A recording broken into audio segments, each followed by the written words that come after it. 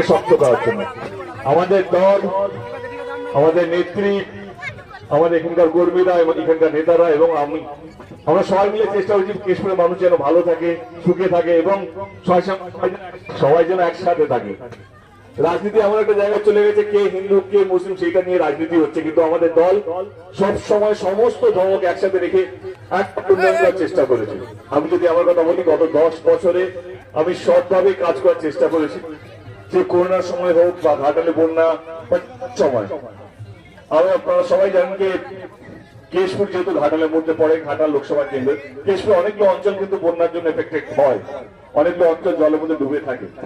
তো কেশপুর বা ঘাটাল লোকসভা কেন্দ্রের সবচেয়ে বড় সমস্যা ছিল ঘাটাল মাস্টার প্ল্যান। আপনারা ইতিমধ্যেই জানেন যে ঘাটাল মাস্টার প্ল্যান আমাদের রাজ্য সরকার হ্যাঁ বলেছেন এবং 153 কোটি টাকা ফার্স্ট ফেজে স্যাংশন করা হয়েছে। সেটা ইলেকশন কমিশনের কাছে গেছে পারমিশনের জন্য, তাতে দ্রুত গতিতে কাজটা শুরু হতে পারে। এটুকু বলবো যে আমার রাজনীতি থেকে পাওয়ার কিছুই নেই। এবারে আমি ভেবেছিলাম রাজনীতি ছেড়ে দেবো, কিন্তু দিদি এবং অভিষেক বাবু বললেন যে না, রাজনীতি ছাড়া যাবে না। এই কারণে এই কথাটা এই কারণেই বলছি যে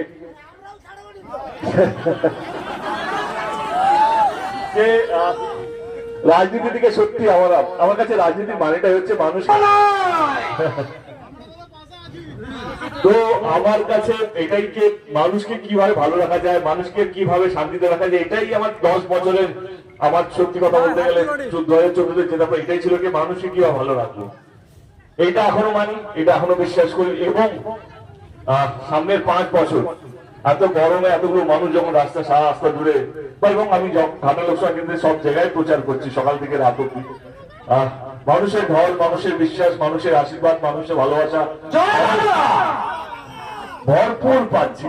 তো সামনের 5 বছর আপনাদের আশীর্বাদ থাকলে, আপনাদের ভালোবাসা থাকলে আবার ভালো কাজ করব এবং গত 10 বছর যা যা কাজ করেছি তার চেয়ে বেশি কাজ করার চেষ্টা করব।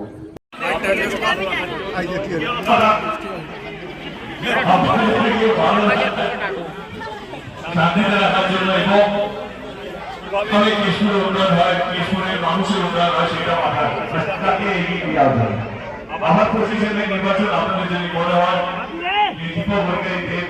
আমি 10 বছর ঠিকঠাক কাজ করতে পেরেছি, সবভাবে কাজ করতে, তাহলে আপনারা জানেন পজিশনে কাকে ভোটটা দিতে হবে।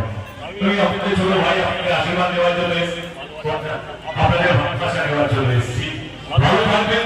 আজকে অনেক জায়গায় যেতে হবে, কিন্তু আপনাদের এই ভালোবাসা চিৎকার এত গরমের মধ্যে সত্যি মন ছুঁয়ে গেল। আপনাদেরকে সকলকে হাত জোড়ে মাথা নিচু করে অপ্রতি কোটি নমস্কার। অসংখ্য অসংখ্য ধন্যবাদ।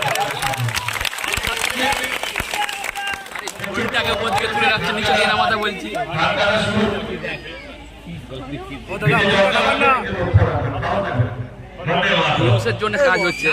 একবার